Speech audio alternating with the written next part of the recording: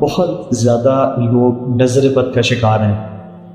اور تقریباً social media کے ایڈونٹ کے بعد ہر چیز آن لائن جا رہی ہے، تو اسے بچاؤ کے لیے کیا کیا جائے؟ کوئی ایسا اسکار پہ ایسی چیزیں ٹپس؟ نظر بد، جادو یا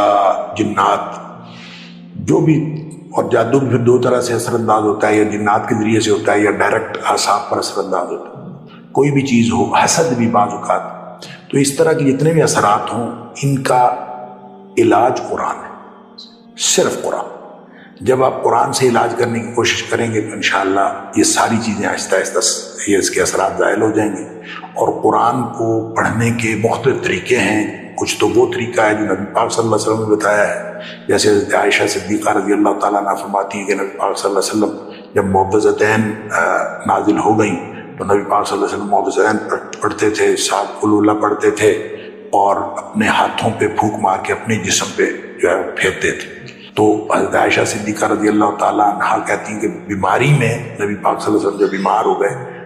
تو میں نے پڑھا،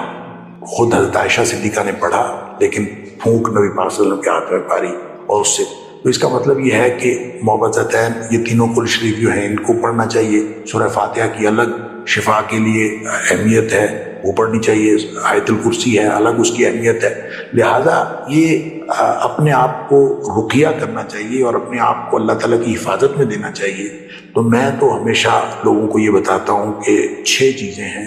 سورہ فاتحہ، آیت الکرسی اور چاروں قل، ان 6 چیزوں کو دن میں 6 دفعہ دم کریں اور اپنے آپ کو اپنے اللہ کی حفاظت میں رکھیں 5 نمازوں کے ساتھ، 6 دفعہ سوتے وقت۔ اور اس میں جو 3 اوقات ہیں، فجر، مغرب اور سوتے وقت، ان میں 3 دفعہ پڑھیں، اور پڑھنے کے بعد دعا کی طرح ہاتھ بنائیں، پھونک ماریں، اپنے پورے جسم پہ پھیر لیں، آپ انشاءاللہ اللہ کی حفاظت میں چلے جائیں گے۔ تو 3 اوقات میں 3 دفعہ پڑھیں، باقی نمازوں کے ساتھ 1 دفعہ۔ تو یہ کم از کم رقیہ ہے جو اپنے آپ کو کرنا چاہیے، اور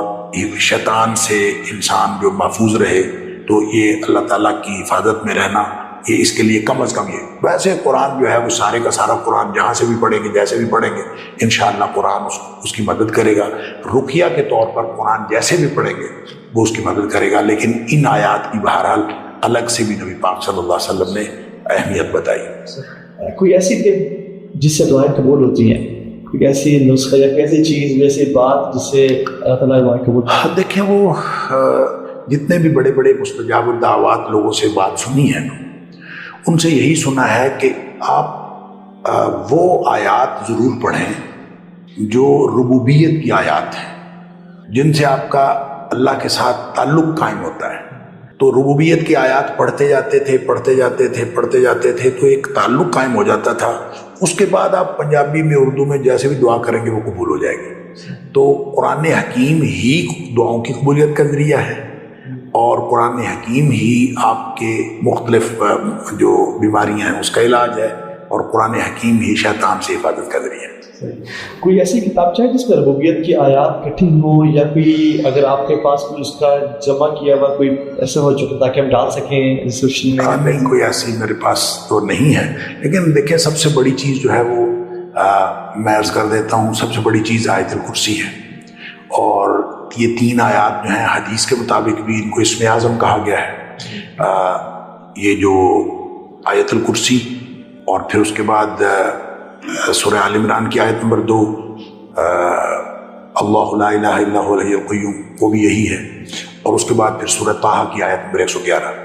تو یہ جو تینوں آیات ہیں ان کو اسم اعظم کہا گیا ہے۔ مثلا آپ اس کو پڑھ کے دعا کریں، اللہ قبول فرماتا ہے۔ اسی طرح حدیث میں ایک اور بھی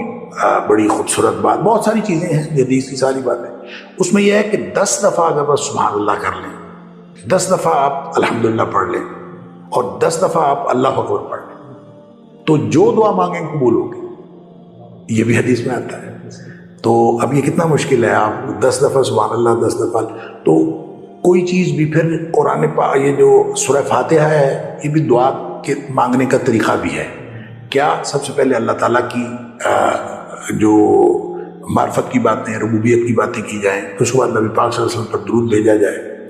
اور پھر اپنا جو تعلق ہے اللہ کے ساتھ، ایاک نعبد و ایاک نستعین، وہ قائم کیے جائے، پھر اس کے بعد جو مرضی مانگیں، حلف وفاداری،